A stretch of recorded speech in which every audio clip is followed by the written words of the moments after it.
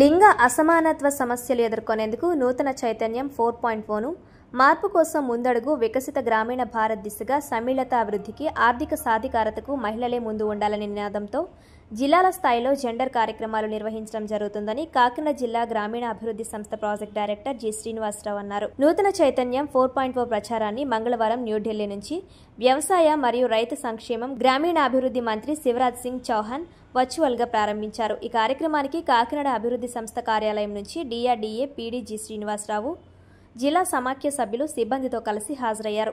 ఈ సందర్భంగా DRDA PD Srinivasarao మాట్లాడుతూ కేంద్ర రాష్ట్ర ప్రభుత్వాలు సంయుక్తంగా లింగ అసమానత్వ సమస్యలను ఎదుర్కొనే లక్ష్యంతో ఈ నెల 25 నుంచి డిసెంబర్ 23 వరకు నూతన చైతన్యం 4.0 మార్పు కోసం ముందడుగు వికసిత గ్రామీణ భారతదేశగా సమ్మిళిత వృద్ధికి ఆర్థిక సాధికారతకు మహిళలే ముందుండాలనే నినాదంతో జిల్లాలో లింగ సమానత్వంపై ప్రచార అవగాహన కార్యక్రమాలు నిర్వహించడం జరుగుతుందన్నారు.